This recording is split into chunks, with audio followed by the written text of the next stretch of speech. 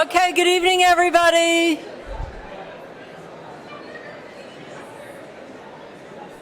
Hi.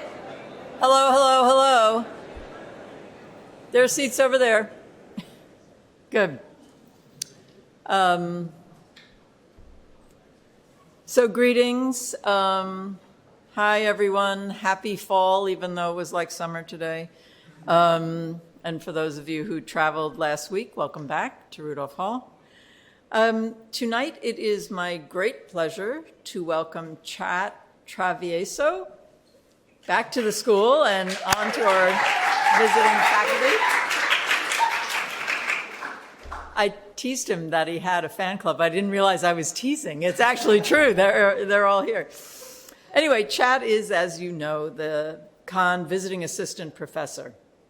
And the Louis I. Kahn Visiting Assistant Professorship, as it is formally known, brings young architect educators to the school, offering them the opportunity to lead an advanced studio. And the gift that supports the professorship, which was made by an anonymous donor, stipulates that it is for, quote, individuals who have been identified as young leaders in the field of architectural design in the hopes that Yale will be able to both support and benefit from the next generation of master architects, unquote.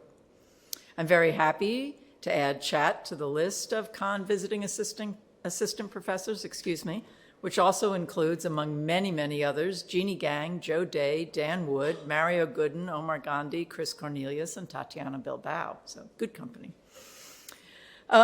Chat is an architect, artist, urbanist, and designer, as well as the co-founder of the multidisciplinary collaborative process called Yeju Chat with Yeju Choi. A little shout out. His work seeks to reinforce social bonds in public spaces and interrogate the histories and policies that have shaped the built environment.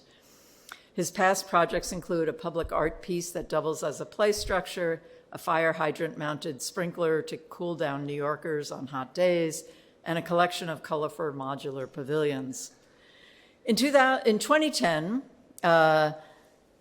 Travieso received his Master of Architecture from Yale, yay, and we are glad to have him back to teach a studio this fall, which is entitled Yes, Loitering, Youth, and the Built Environment. In the past, his work has been commissioned by or organized in collaboration with the Lower Manhattan Cultural Council, the Architectural League of New York, the New York City Department of Transportation, the New York City Department of Parks and Recreation, and the Women's Housing and Economic Development Corporation, among others. Travieso's research has been supported by grants from the Graham Foundation, New York State Council on the Arts, and his writing has been featured in Architectural Design, Places, the Urban Omnibus, and he has held artist residencies at the Lower Manhattan Cultural Council's Process Space, the Smack Mellon Studio Program in Brooklyn, and the Elsewhere Museum in Greensboro, North Carolina. He is a past faculty fellow in the Mellon Institute for Inclusive Faculty Excellence at the New School and a participatory design fellow in the Design Trust for Public Space. Good for that, too. He's also taught at Columbia, the Spitzer School, at CCNY, the Parsons School of Design at the New School, Pratt Institute, Queens College, and the Pennsylvania Academy of Fine Arts. And he was a member of the Dark Matter University at Florida A&M and the University of Utah. Tonight, the lecture is entitled 101 Ways to Subvert a Wall. And as it was just announced that we're going to start wall construction on the southern border again, even by a Democratic president, subject for discussion over drinks a little later. We're interested in hearing about 101 ways to subvert a wall and other stories. So please join me in giving Chat a warm welcome tonight for his lecture.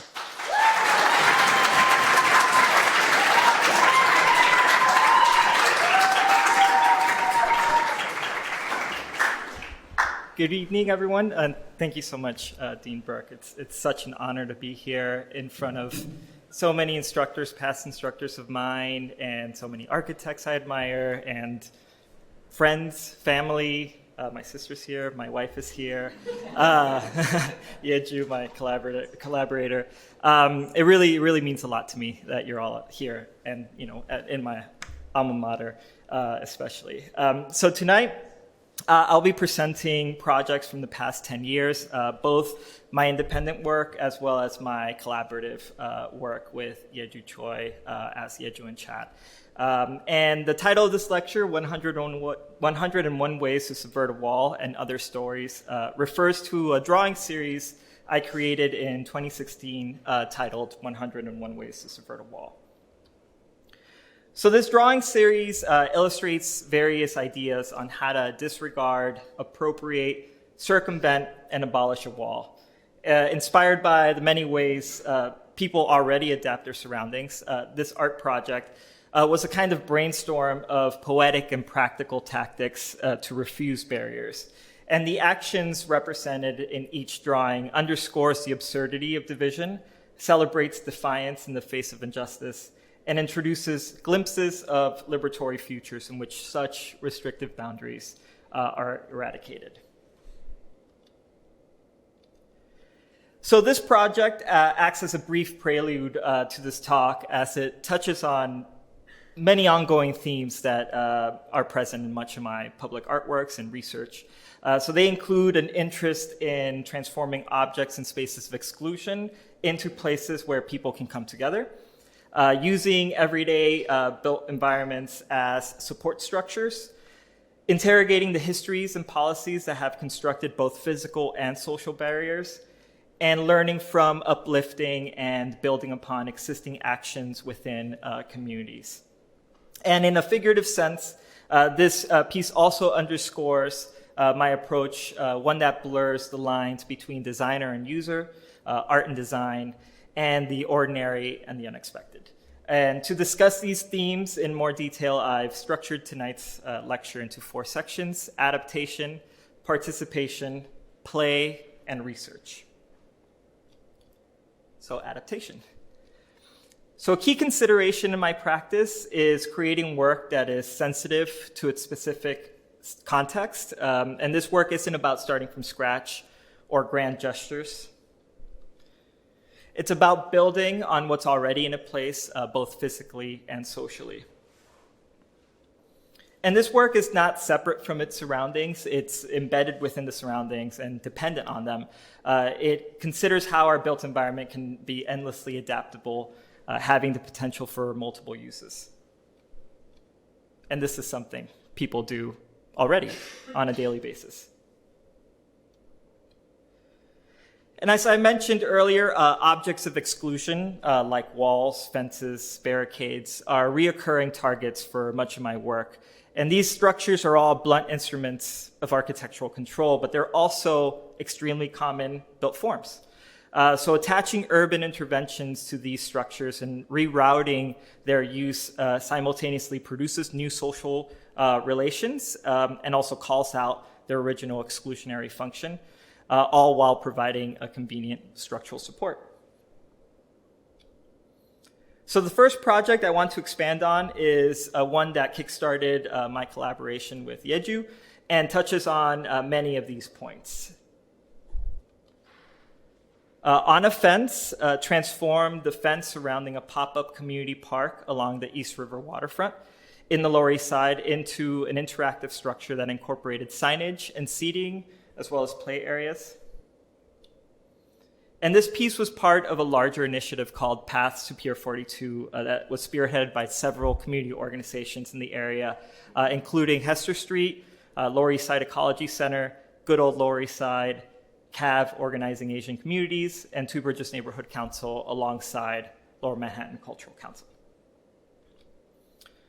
So for this project, we were drawn to the fence, a barrier that kept people from physically accessing the waterfront, but also created a symbolic and mental separation. And since we weren't allowed to tear down the wall, or the fence in this case, we sought to transform it into a functional community structure. We engaged several local residents of all ages to design and build the installation through workshops, meetings, volunteer opportunities.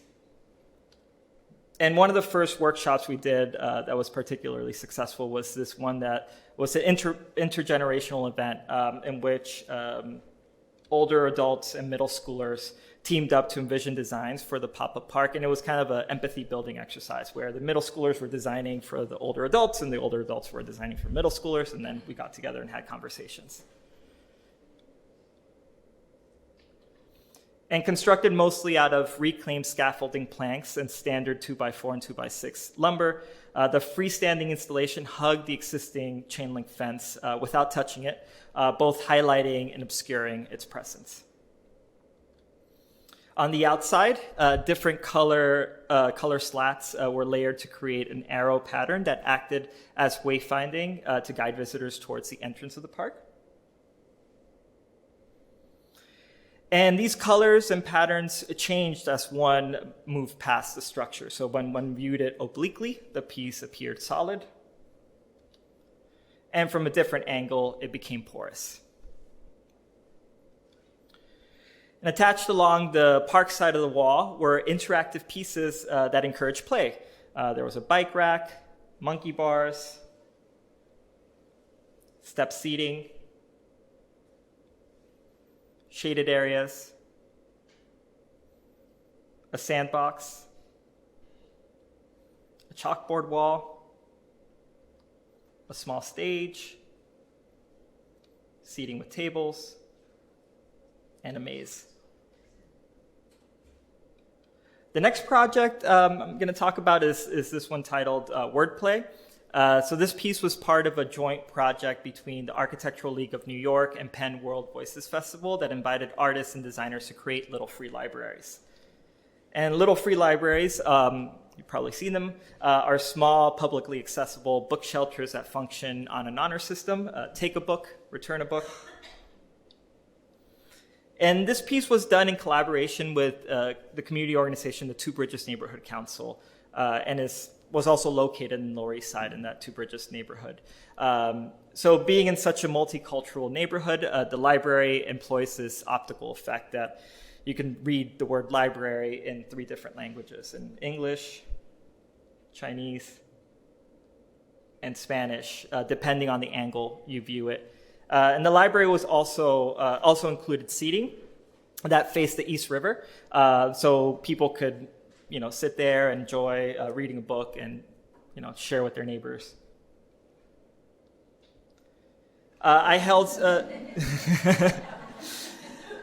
It's funny; these kids are probably in college now, but I held a series of workshops with young people from the Two Bridges after-school program, elementary school kids, where we talked about the concept of libraries and how the honor system works, developed the design ideas together, and painted and built the piece. And every year, for a while, this was only supposed to be up for a year, but then Two Bridges wanted to keep it up, and every year we would take it down in the winter just to protect it, and then we would put it back up in the spring, reinstall it, but we would have a series of workshops again with the students to reinforce this idea of stewardship, and they would also help me fix anything that needed fixing.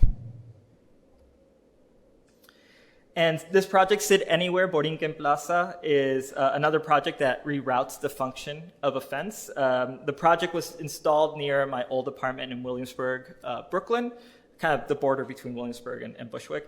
And the installation consisted of a series of foldable street furniture that was installed on a fence surrounding Borinquen Plaza housing development.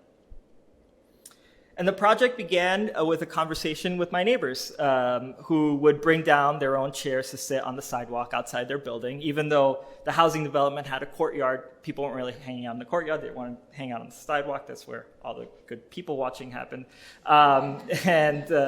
So the project responded to the everyday needs of the residents. Many of them are seniors. It's a naturally occurring retirement community, and it offers this built-in seats and tables for people where they already gathered. And the project reinforces the idea that the best public spaces aren't necessarily the planned ones, and that sitting is a crucial element in creating an open environment. I facilitated several workshops with members of the Borinquen Plaza Senior Center, and the workshops consisted of residents envisioning their ideal seats through storytelling, drawing, and mapping exercises. We also tested out prototypes together. And these participatory workshops were crucial in determining not only the best location, but also the design of the project. Because, for example, the folding element of the seats came from residents who use wheelchairs voicing their desire to still be able to sit next to their neighbors. And here's some images without people so you can see what the project looks like. But the project offers the vision of a more open city and enhances the experience of our public spaces, sidewalks being one of the most vast yet most ignored space. And these residents eventually became the stewards of the project as they would use the seats almost every day. I lived nearby, like I mentioned, so I would walk by and have conversations. And there was this one time, this funny story, that one of the seats was broken. It seemed like one of the maintenance trucks from the housing development hit it or something. So I came back later with my tools to fix it. And it was already fixed by the time I got back. And I was like, what happened? They're like, oh yeah, Juanito, he's the handyman around here. And it was really great. It was inspiring. Not that I want residents and community members to be the main maintenance of public art projects, but it really showed that the piece really was absorbed into the everyday social fabric of the space. So moving on to participation, collaborating with the communities most impacted by a project is a core component of this work. Community engagement is not just one meeting or workshop. It's constantly interacting with people, being in conversation, making oneself known, going to a bunch of community events, listening and observing on a regular basis, and through this process, building trust and solidarity. And this grassroots approach signals to community members that the work is not placed there by a faceless entity, but rather it belongs to them and was created by them or people they know. And this work is intentionally about creating a more open and equitable process for transforming our cities, specifically with communities that have been systematically excluded from dominant systems of urban development and decision-making processes. And a project that embodies this approach of long-term relationship building and engagement, as well as collaborating closely with a community partner already on the ground doing the work, is the Boogie Down Booth series that began in 2014 and continued up till 2020. And the series initially grew out of the work I did as the Participatory Design Fellow on Under the Elevated, a project of the Design Trust for Public Space in partnership with New York City DOT, and that looked at ways to improve spaces or maximize the functionality of spaces under elevated transit infrastructure. So alongside urban design fellow Susanna Drake, policy fellow Douglas Woodward, graphic design fellow Neil Donnelly, we looked at various sites throughout New York City that represented different elevated typologies. And as the participatory design fellow, I focused on a few sites and connected with community organizations that were already doing the work on the ground and created site-specific pop-up installations to test out some of our ideas, but more importantly, to respond to opportunities and issues we heard from the partner organization as well as community members through interviews, conversations, workshops, meetings, tabling events, and so on.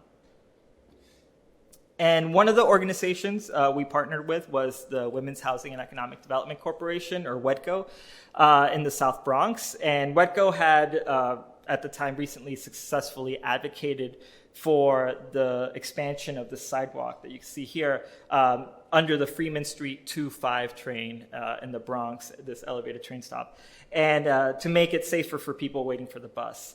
And WEDCO is a community development organization whose mission is not only to build affordable housing, but they also provide the necessary social infrastructure for thriving communities. So childcare, youth programs and education, healthy food, small business services, cultural programming, and so on. And it was clear from our engagement that people felt the train was noisy. I mean, we heard it ourselves too. My students heard it too when we were in the Bronx. But we also heard that the elevated trestles made the street feel inhospitable, and that there was a lack of lighting in the area, and that people wanted a place to sit while waiting for the bus. But more importantly, it was also clear that people were very proud of their borough. As the birthplace of hip hop, which turns 50 this year, and a place that nurtured such musical styles as mambo, doo-wop, jazz, salsa, and the list goes on. music is an important part of Bronx history and culture. And also WETCO's cultural programming arm, the Bronx Music Heritage Center, or BMHC, was just around the corner from the train stop, and BMHC became a key collaborator on the project. And so the first Boogie Down booth was born. The booth provided seating and lighting and played music that originated in the Bronx, all curated by BMHC. And this music both celebrated the rich musical heritage of the borough and covered up the train noise from above. And we installed directional speakers so as not to disturb the neighbors. And this is what it sounded like.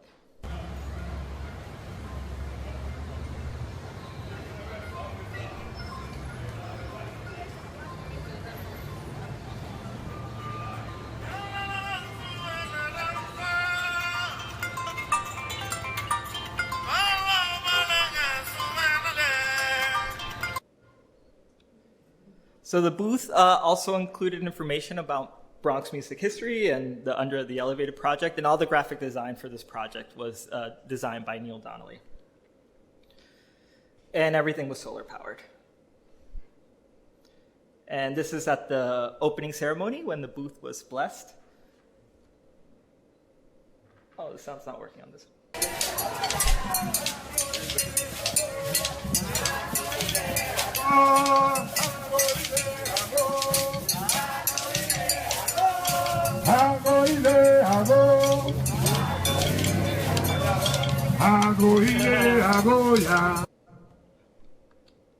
This is circa 95, a hip-hop duo featured in the playlist.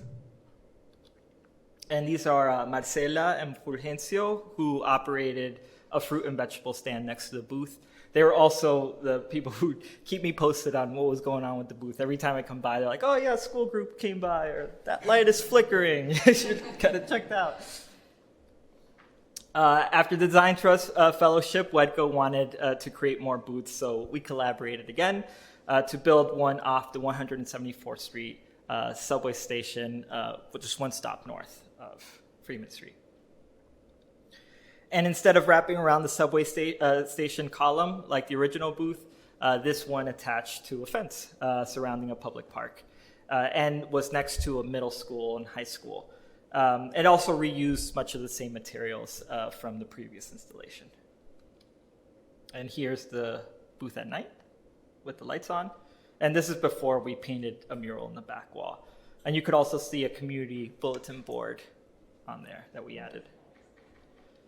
And here are some students from the neighboring school adding their personal touches.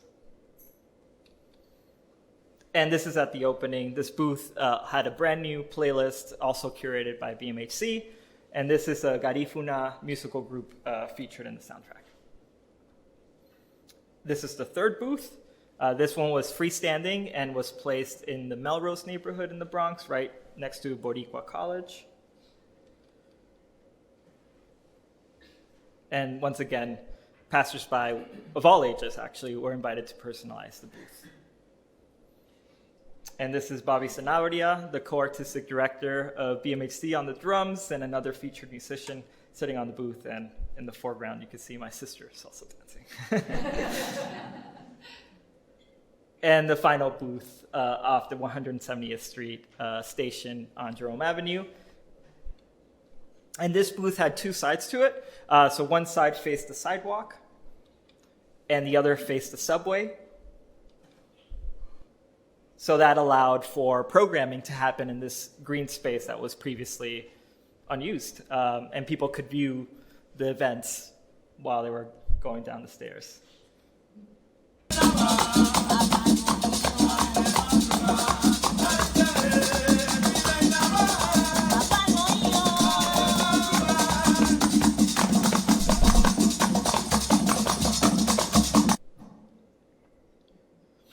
And another project that engaged many people was We Call This Place Home, which I did in collaboration with Sam Holleran. And this one's also installed in the Lower East Side in the Two Bridges neighborhood. And the piece was a response to this disparaging article that was written in the New York Times back in 2016 At the time, a new luxury tower was being built, and many in the community feared the impending displacement this tower signaled. And then to add salt to the wound, this article came out that talked about the neighborhood. This neighborhood, which was vibrant, diverse, and culturally rich, as being quote unquote so-so. So we set out to create a piece. We set out to create a piece that affirms the values of the community and asserts the presence of people, real people, many voices in this place. So each one of these colorful shapes was created by someone who lives or works in the area. And the size and color correspond to the length of time the person had lived in the neighborhood and what they valued most about the place. And the shapes was just up to the person. It was almost kind of like their avatar. And over 115 people participated in workshops, so there are over 115 shapes.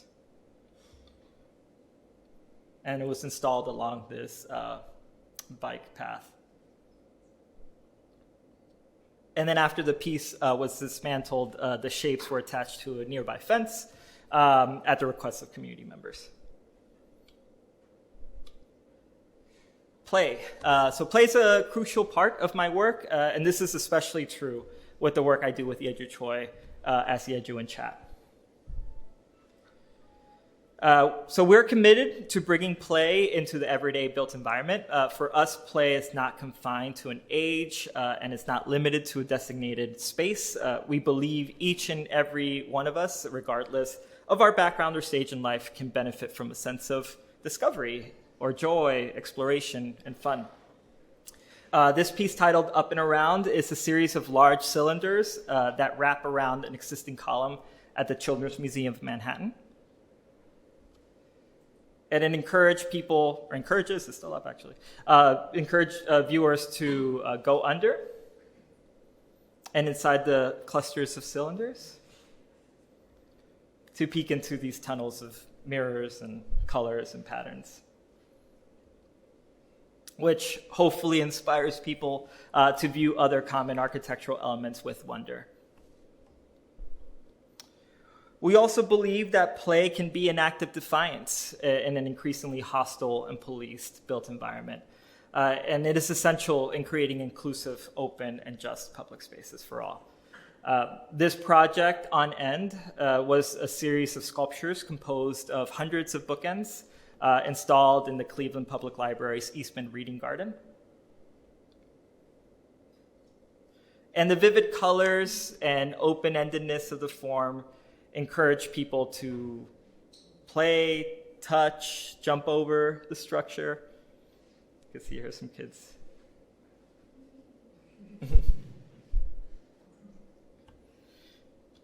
As well as crawl under and engage with the piece in their own ways. Actually, funny story, when Yeju and we were building the piece, someone came up to us, like, what are you all doing? And they're like, well, we're building a public art project. And they're like, well, I thought you guys were just playing.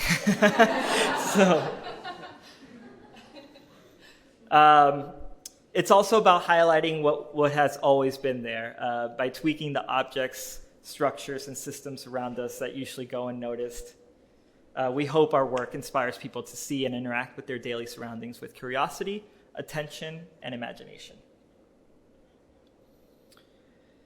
This project on the other side, a block-long permanent public art project in Cambridge, Massachusetts, is another example of bringing play into the everyday urban fabric. And while Fern Street, the street that this is on, is situated between a school and a public park, before the completion of the art project, the predominance of car traffic, the street's narrow and poorly maintained sidewalks, and its industrial and secluded character discouraged community members from walking or biking along the street. And as the city was conducting a sewer separation project that required the reconstruction of the street surface, the city identified an opportunity to create a safe and continuous pedestrian and bicycle pathway that connected these amenities while incorporating public art along the way. And they were thinking more like, traditional public art sculpture, but our idea was to make the public art project the sidewalk itself. And that transformed this multimodal path into a welcoming public space for all to enjoy. So we ran a series of multi-day workshops with students at the nearby Montessori school. And we took inspiration from a lot of Montessori ideas to better understand how children respond to their surroundings and how this piece can affect their creative and physical development. And our experience working with youth, kids, has pushed us to think more creatively about how we approach our built environment. In this case, during the workshop, we asked them to illustrate their visions for the street. And their ideas on creating obstacle courses were influential in us thinking about the sidewalk vertically as well as horizontally. And while we weren't able to provide them with the lava pits that they wanted, we were able to incorporate the sculptural mounds into this path. So here you can see how the color patterns and mounds give people multiple options on how to creatively engage with the sidewalk. Cyclists follow the curves of the color. People use the wide sidewalk now as a play space. People on bikes, scooters, and skateboards ride over the mounds or just hang out on them. And we intentionally designed the mounds to be ambiguous, high enough to sit on, low enough to ride over. And we knew skateboarders would like them, and we embraced it. We were actually excited about this idea of kind of decentralizing, something that already happens, that skateboarders already do, but embracing that. But some in the community weren't as happy with the skateboarders, and they took their grievances to the city manager's office, actually, which was pressuring us to place skate deterrents on the mounds themselves, which went against our belief in open public spaces. So there wasn't much we could do legally. We tried to fight it as much as possible, but we opted for turning the mounds into these planted mounds, which are still kind of funny looking to me and playful. And people can still sit and climb on them. But I bring up this story because this type of work is rarely smooth. It's not always. People don't always agree when you're doing work in the public realm, and public spaces are always places of contestation. Which brings us to our final section, research. So I'm the first one to say that urban interventions, while they can sometimes respond to everyday needs, do not address root causes. So my practice is also engaged in conducting research that interrogates the histories and policies that have shaped the built environment in order to get at these more systemic questions. A big consideration propelling much of my work centers on this question of youth in the built environment. And this interest in youth in the built environment comes from my experience as a teaching artist in several youth education programs with Center for Urban Pedagogy and Hester Street and Center for Architecture. So this project in particular, titled Sunblocks, got me thinking about how teens, through many conversations, the teens told me about the fact that they didn't have enough spaces in the city where they can claim as their own. And the piece was a collaborative public art project that I did with students from the University Neighborhood High School, again in the Lower East Side. And this site might look familiar. This is where that On a Fence project is located. And it was part of Hester Street Collaborative's Ground Up Design Education Program. So the installation was the culmination of a 15-week after-school program within which students learned about socially engaged art and design. And the students really wanted to create a space that was for them. So the result was a public art project the group designed, built, and painted. And it was mostly constructed out of reclaimed wooden crates. And the installation offered shade and flexible seating for young people to hang out in the park and enjoy the view of the river. But I bring up this project because it inspired the Yes Loitering Research Project. So this project was done 2 years after Sunblocks, and it's a research project in which a core team of teenagers ages 15 to 18 from the South Bronx we all collaborated and researched this question that explores ways we can create a more open and inclusive city for teens. And my advanced studio, as Dean Burke mentioned, expands on this work. So we explored the ways young people, especially Black and brown youth, are targeted and criminalized in public spaces, and conducted group discussions, interviewed experts in youth development, urbanism, and criminal justice, observed and mapped existing places where youth hang out, and initiated conversations, surveys, and workshops with teens all over the city.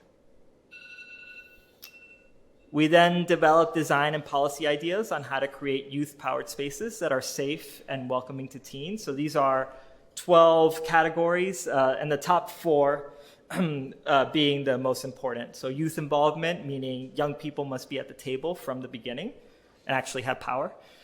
Social equity recognizes that although all young people encounter some form of oppression, these experiences may differ based on various intersecting identities, which may create unique forms of marginalization, and that any design should have that in mind.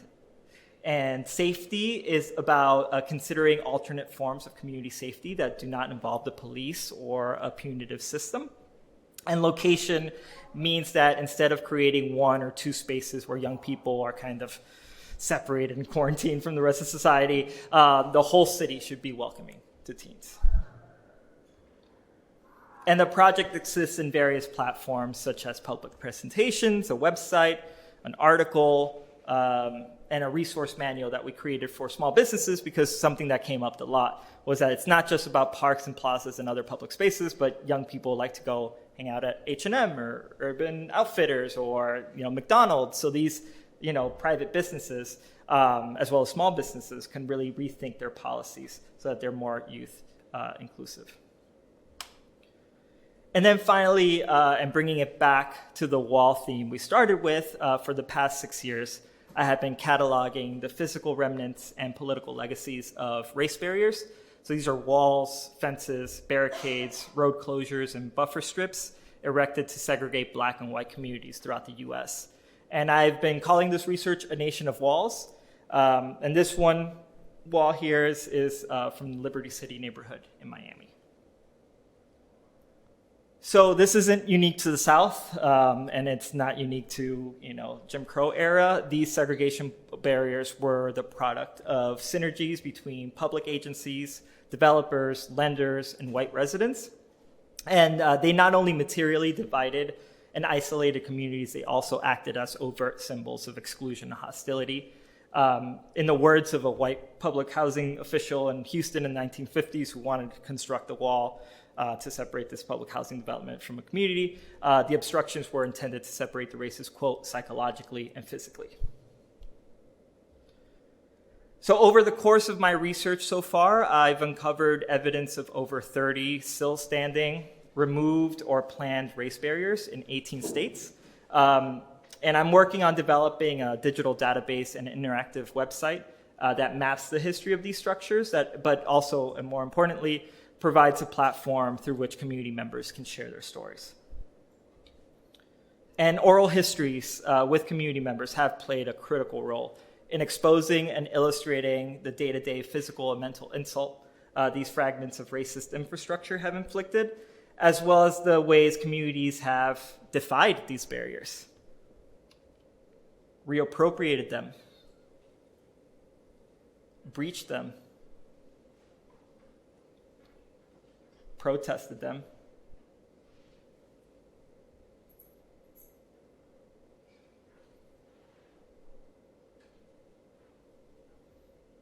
and in some cases, succeeded in tearing them down. And it is these stories of refusal and resistance that I would like to highlight through this research. This is actually just this year. Morgan State University tore down a segregation wall that was separating the school from a neighboring white community, or that was built in the 1940s for that.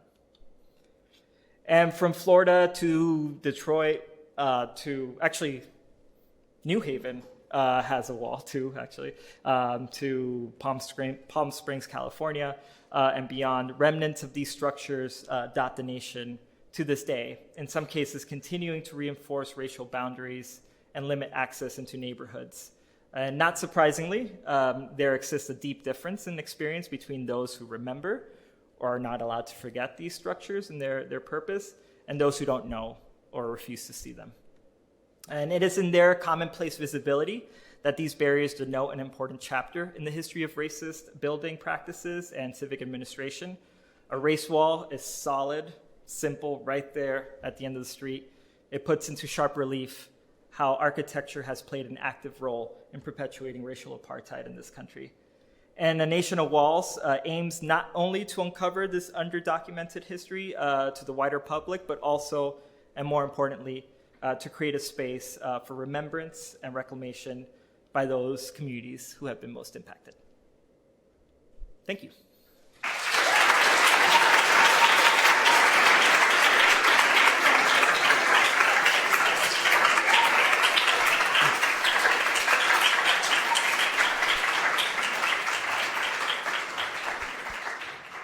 Thank you, Chad. That was really great. There's time for questions. And if you have a question, raise a hand and a microphone will come to you.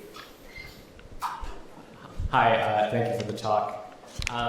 Some of the projects that you showed that were sort of more guerrilla in their tactics and sort of temporary, they were some of the most uplifting and hopeful, but in a way they were also some of the saddest because they showed the extent to which certain needs of the community went unmet by the city. I'm curious, do you think we would be better off if these projects were scaled so that the city and various agencies were in fact taking care of them and providing those needs? Or do you think in fact that this is actually a great place for art and design to operate and it should be the role of artists and designers to sort of fill those gaps? Thank you. Thank you for the question. I don't think it's an either or question. I think, obviously, this is something I think a lot about, especially since a lot of these projects are temporary, and there are many reasons for that, the permitting and everything. And something I think a lot about is what happens after this piece comes down. And it could be very detrimental, right? Like to have something that activates a space and people get used to it, and then all of a sudden be like, well, never mind, and take it away, right? So one thing that I've been thinking a lot about and has happened in some cases is how the work can be a catalyst for kind of more permanent interventions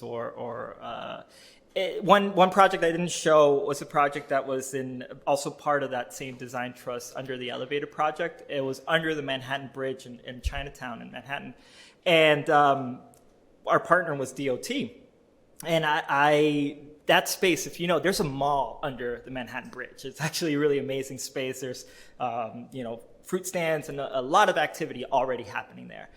And I was like, well, people are kind of already hanging out here. So what if we provide like seats and tables and things for people to use? And at first we're like, no, people wouldn't, no, come on, it's loud. And we did some other kind of installation that didn't necessarily have seats and tables, but through that installation, they saw like, oh, people are lingering, people are staying, people are reading the things that we put here. And at the closing event, the city all of a sudden installed benches and seats and things permanently. So I think that was one successful example of how the project acted as a catalyst for these actions.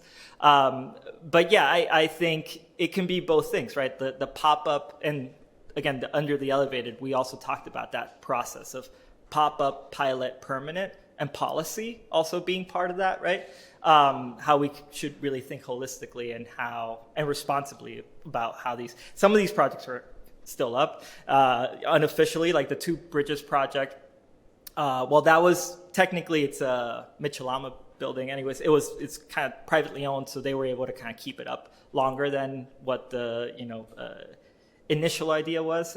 So in some cases, we've kind of skirted around some of this, but yeah, great question. Thank you.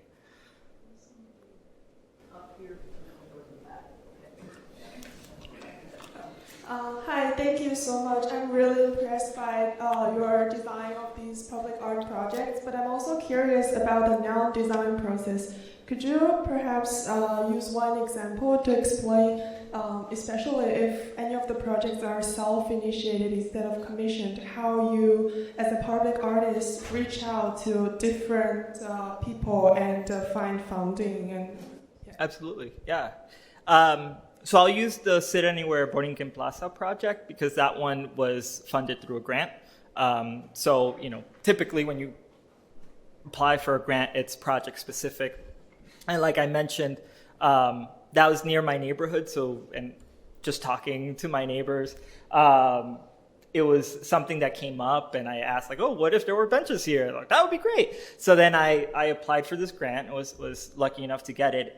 But the engagement wasn't just like me talking to neighbors. Then from there, and this is an important part for all my projects, even if they're like RFP or commissioned, is trying to find organizations that are already on the ground doing the work and already have a core base of members or constituency, and showing up and building that relationship. And then going to events and having conversations, and then, that way we can start having meetings and workshops. But it's not like just completely me just, doing kind of outreach. The organizations I work with would do a lot of that work, and it's also again building off of not only the physical sort of infrastructure, but also the social infrastructure that's already in place. So in that case for Borinquen Plaza, like I said, it's a NORC, naturally occurring retirement community, and they have a senior center as part of so I went to the senior center physically and was like, hey, can I just talk to someone? And then, introduced myself, showed them my work, explained what I do, and talked about like how I've been talking to people in the neighborhood, and they were excited about collaborating. So then I would just show up every week and have these workshops, and we would have conversations, and the project just grew from there. Yeah.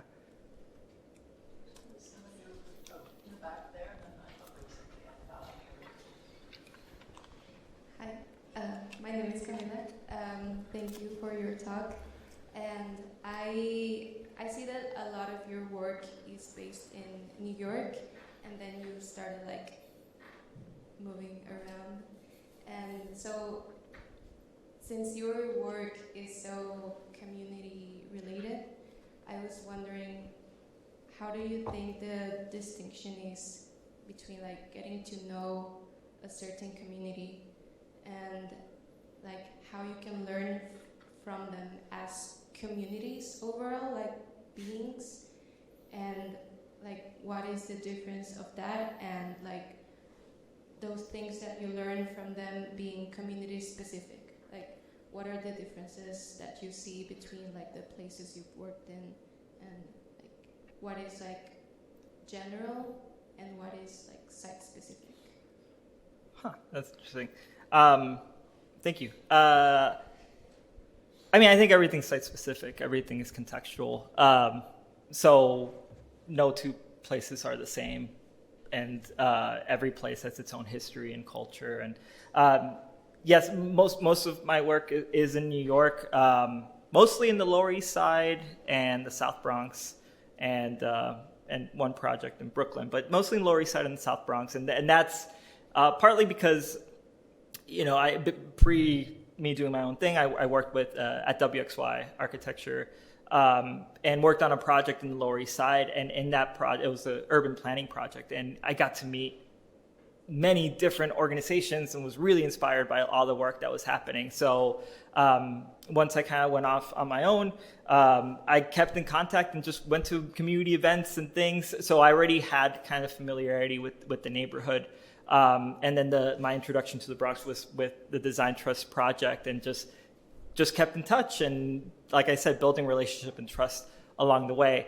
The projects that aren't in New York, those projects, like the On the Other Side project in Cambridge, that was a multi-year project, and we started the project in 2014, I believe, and it wasn't completed until 2017. So we had this series of workshops at the Montessori school, which was already kind of a partner in the project. And we met with a bunch of city agencies that had already done a lot of engagement themselves. But the workshop that we did was like a multi-day workshop. It wasn't just like one thing. We like went, it was like 3 days in a row, and there was a whole sort of process to it. But the interesting thing is that once the project was done, we came back and had a series of workshops. The kids were all like 3 years older. Some of them were, already like in middle school but they remembered that workshop, and they also helped with the title of the piece. We had real artist block and couldn't think of a title, so we asked the kids, and they helped us with that. But we would come up to Cambridge pretty often and have a bunch of different types of meetings and different forms of engagement, which also included just being in the space and observing how people used it and talk to people that would walk by. So it wasn't maybe as like embedded as the New York projects because we don't live in Cambridge, but we made sure to visit as often as possible, meet with people, and try to come up with ways of engaging that were memorable and that were fun for everybody. So yeah, it's we acknowledge that some projects have a really short timeline, and it's hard to maybe do the kind of engagement. But like I said, a lot of these projects are kind of one project builds on the next project, builds on the next project. So the engagement is kind of continuous. And sometimes a lot of the same organizations are involved. So, yeah.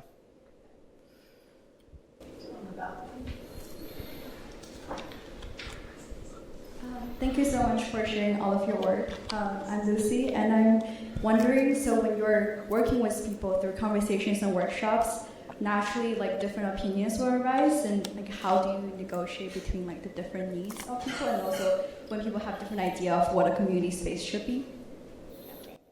Right.